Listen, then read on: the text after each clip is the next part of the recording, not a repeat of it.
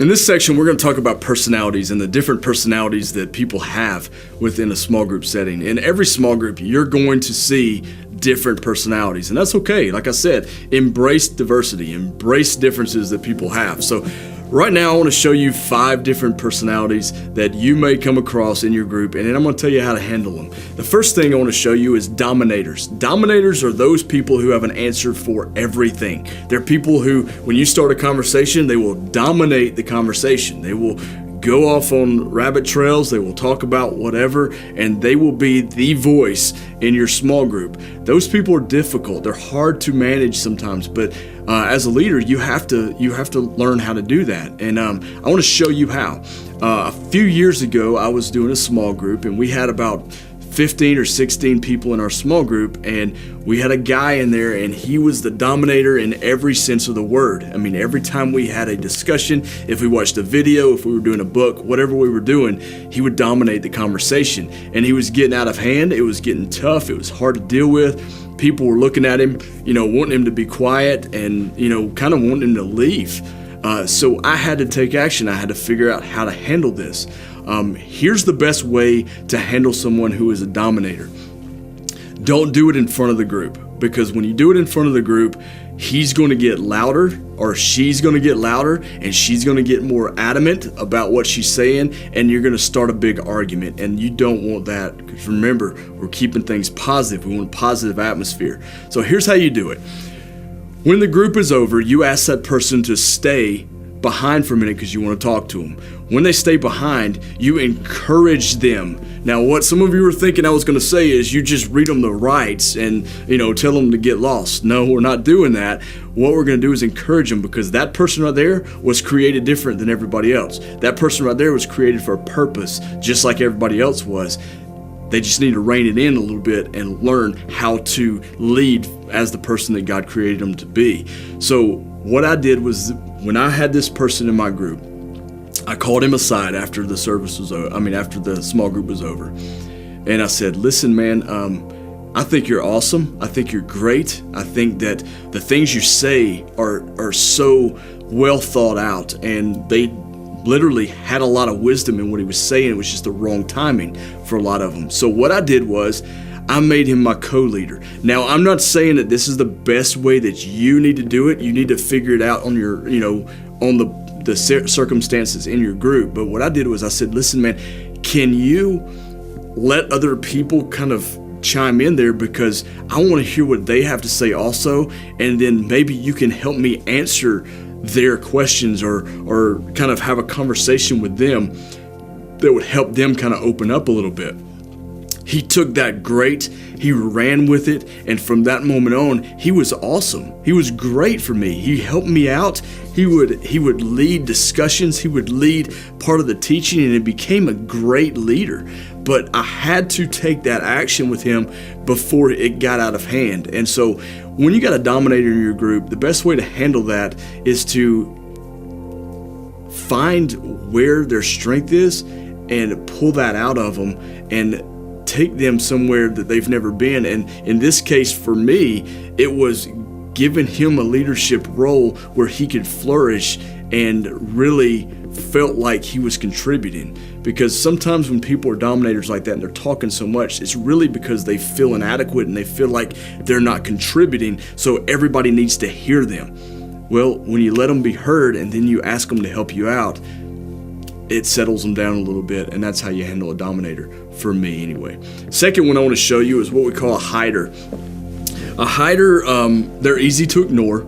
They'll sit in a corner, they'll come to your group, and they'll sit in the back of the room and not really want anybody to interact with them at all, because they're probably insecure. They probably have a lot of shyness. They're timid, and they just want to be out of the crowd. Now, the problem with these people is nothing wrong with not having a boisterous personality, but the problem is that they fall through the cracks because they keep themselves so quiet that you almost forget about them. Not intentionally, it just happens. So when you have a hider in a group, the best way to handle that person is to ask them pointed questions, to bring them into the discussion. call them by name. Ask them what they think about things. Split your group up sometimes into 2 or 3 people and put them with someone who is, a little bit more outgoing than they are. And this will help pull them out of their shell a little bit. These people are not going to cause problems for you, but they will feel like you don't care about them. And that's not your fault. But they'll feel that way if we don't learn how to bring them into the discussion a little bit. So that's kind of how you deal with a hider. Third thing is a scoffer. A scoffer is difficult. It's probably the one person that will destroy your group faster than anyone. Scoffers are negative. They will laugh at everything. They will make a joke. They will downplay everything you say, everything you're talking about. They'll have a negative reaction to it. And these people are very difficult to manage. They're difficult to deal with, but it's something you have to do. You have to deal with them. How do you deal with a scoffer? Well, humor is a good tool. Make a joke with them. But one of the best ways that I've found dealing with someone like that is to let them sit beside you. Always sit beside them. Always sit with them. Always put them in a group with you, because this way you're not going to hurt a lot of people's feelings, because they will definitely hurt people's feelings. And you have to pray for them, and you have to, be there for them, just like you would anybody else. One of the ways I've found that you can also handle this type of person is the same way you would a dominator. Ask them to stay later. Call them on it. Say, what's the problem? Because usually when someone's doing that, there's an underlying reason for it. They usually have something going on that they can't deal with in life, and this is the best way for them to react to everything. They just act out. Maybe they're sick. Maybe they have a family member who's going through a hard time and it's affecting them, or maybe they're battling. Maybe life is just not being good to them right now, and they need some kind of outlet to explode, and they've picked your small group to do it. That's just the way it is, and you have to deal with it. And this is hopefully going to help you to deal with those type of people and know what to watch for. The fourth person you'll see is a revealer. Now, revealers are funny often because they kind of go by what their name is, a revealer. They tell you too much, TMI, too much information, and they blurt it out. They don't care who hears them. They'll talk about anything. They'll talk about inappropriate things. They'll just bring it up. And honestly, from experience, I've seen these people, and they're not malicious. They just don't know when to shut their mouth. They just talk too much, and they let it go way too much and give away too much information. These people are kind of difficult too, but they're easier to rein in. The secret to facilitating with revealers is to help them find the proper context for the things they like to share. You could respond to a revealer's, disclosure or whatever they're talking about by saying something like this: "That must have been very painful for you. Let's talk about that later. Let's me and you talk about that later." And use that phrase, "Let's talk about that later." Stay after. Let's go to coffee. Let's get lunch this week or something. And allow them to talk to you about it. And if they want to reveal a lot of things to you, great. But try to avoid letting them do that in a big group, because that big group is going to get real uncomfortable real soon. And you'll have people not want to come back because of that kind of stuff. So one of the best ways to deal with that person is to just have them one-on-one. If they want to share, let them, but try to keep it to a minimum inside your group setting. And the last one I want to show you is a problem solver. Problem solvers have an answer to everything. More than likely, it's going to be a man, because that's just what we do. But problem solvers, they have an answer for everything. They're going to tell you what they think about it and tell you how to fix it.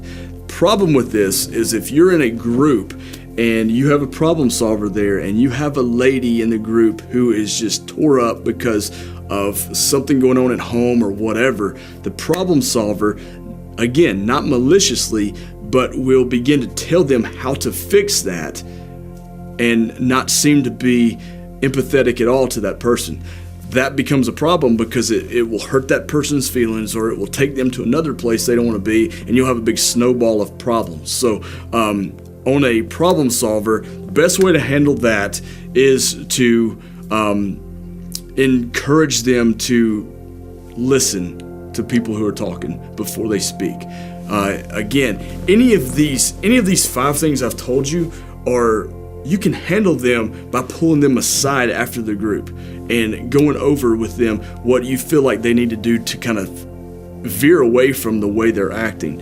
A problem solver, you just need to let them know what sensitivity is, what it means to be tactful, what it means to be sensitive to other people, and encourage them first. Hey man, your ideas were great to help this lady with her problems, but right now she's just going through a time where maybe she's not looking for help. She's just looking for a way to vent what she's feeling inside, and we need to let her do that instead of trying to solve her problems, because you're not going to be able to solve every problem that comes through there. And once again, all 5 of these things are at your discretion, and not everybody's the same. You won't have extreme cases like I've told you about. You won't have, weird things going on most of the time. So just keep these things in mind. It's something that you can learn from. It's something that you can just kind of keep in the back of your head, and maybe it'll help you along the way when you start dealing with more and more people.